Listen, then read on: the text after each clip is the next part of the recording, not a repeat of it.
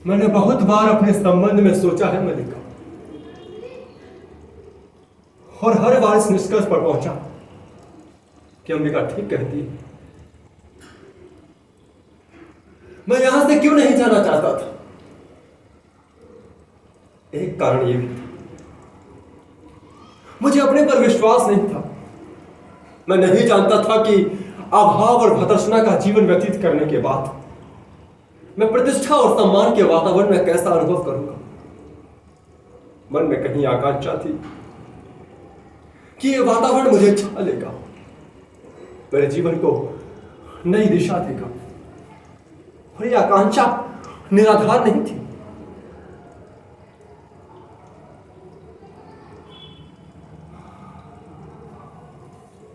तुम्हें आश्चर्य हुआ था कि मैं कश्मीर का शासन संभालने जा रहा था। तुम्हें बहुत अस्वाभाविक प्रतीत हुआ होगा, परंतु मुझे इसमें कुछ भी अस्वाभाविक प्रतीत नहीं हुआ। अभावपूर्ण जीवन की यह स्वाभाविक प्रतिक्रिया है। संभवतः इसमें उससे प्रतिशोध लेने की क्षमता भी थी, जिन्होंने जब तक मेरी भर्त्सना की, मेरा उपहास उड़ाया, परंतु मैं ये नहीं जानता था कि मैं सुखी नहीं हो सकता। मैंने बार बार अपने आप को यह विश्वास दिलाना चाहा कि कमी उस वातावरण में नहीं, मुझ में। मैं अपने आप को बदल लूं तो सुखी हो सकता हूं, परंतु ऐसा नहीं हुआ। ना तो मैं बदल सका और ना ही मैं सुखी हो सका। अधिकार मिला, सम्मान बहुत मिला, जो कुछ मैंने लिखा उसकी प्रतिलिपियां देश भर में पहुंच गई, परंतु मैं सुखी नहीं हो सका। किसी और के लिए वो वातावरण, वो जीवन स्वाभाविक हो सकता था, मेरे लिए नहीं। एक राज्य अधिकारी का कार्य क्षेत्र मेरे कार्य क्षेत्र से भिन्न था। मुझे अनुभूति होती कि मैंने प्रभुता और सुविधा के मोह में पड़कर उस क्षेत्र में अनधिकार प्रवेश किया।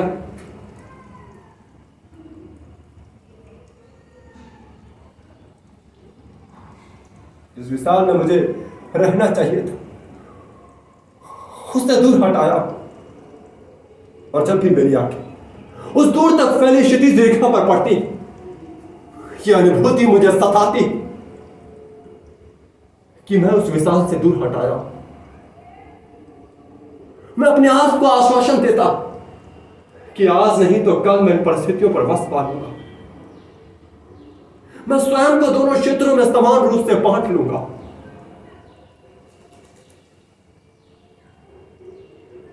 पर स्वयं नहीं, परिस्थितियों के हाथों बनता और चलित होता रहा। जिस कल की मुझे प्रतीक्षा थी, वो कल कभी आया ही नहीं।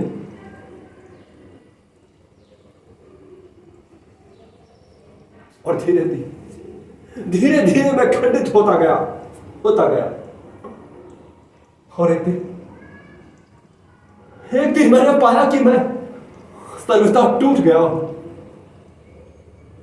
मैं वो व्यक्ति नहीं रहा जिसका कभी कुछ भी संबंध था।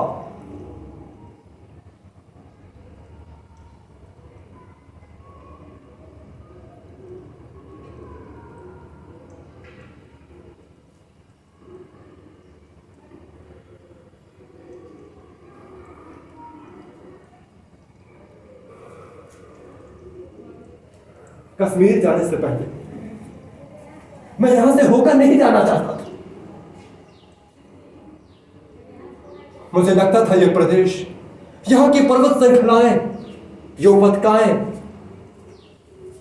मोह प्रश्न के रूप ले लेगी। फिर मोह का स्मरण नहीं हुआ, परंतु उस बार भी यहां आकर मैं सुखी नहीं हुआ। मुझे अपने से वितृष्णा हुई, उनसे भी वितृष्णा हुई जिन्होंने मेरे आने के दिन को उत्सव की तरह माना। तब पहली बार मेरा मन मुक्ति के लिए व्याकुल हुआ था, परंतु उस समय मुक्त होना संभव नहीं था। तब मैं तुमसे मिलने नहीं आया। मुझे भय था कि तुम्हारी ये आंखें मेरे अस्थिर मन को और अस्थिर कर देगी। मैं इससे बचना चाहता था। इसका कुछ भी परिणाम हो सकता था, परंतु मैं ये भी जानता था कि तुम्हारे लिए इसकी क्या प्रतिक्रिया होगी, ये दूसरे तुमसे क्या कहेंगे। मैं निश्चिंत था कि उस संबंध में कि तुम्हारे मन में वैसा कोई भाव नहीं आएगा। मैं ये आशा लिए हुए चला गया कि एक कर आएगा, मैं तुम्हें सब कुछ कह सकूंगा, अपने द्वंद्व के बारे में विश्वास दिला सकूंगा। यह भी नहीं सोचा कि यह द्वंद्व एक ही व्यक्ति तक सीमित नहीं रहता, परिवर्तन एक ही दिशा में व्याप्त नहीं करता। और आज यहां आकर बहुत व्यर्थता का बोध हो रहा।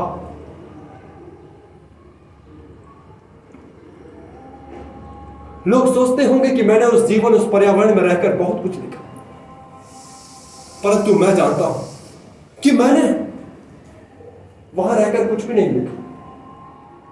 जो कुछ भी लिखा सब यहीं के जीवन का संचय था। कुमार संभव की पृष्ठभूमि, ये हिमालय और तपस्विनी उमा तुम, मेघदूत की यक्षिणी की पीड़ा मेरी पीड़ा है, और विरह विमर्दता यह दक्षिणी तुम। यद्यपि मैंने यहां होने और तुम्हें देखने की कल्पना की थी, अभिज्ञान शकुंतल के शकुंतला के रूप में हर बार मेरी आंखों के सामने तुम ही थी। मैंने जब भी लिखना चाहा तुम्हारे और अपने इतिहास को फिर दोहराया, और जब भी मैंने उससे हटकर लिखना चाहा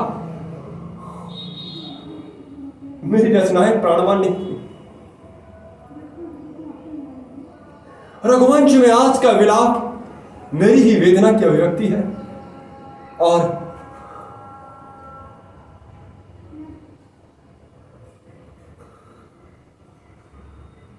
चाहता था कि तुम ये सब पढ़ पाती, परंतु सूत्र ही कुछ इस रूप में टूटा कि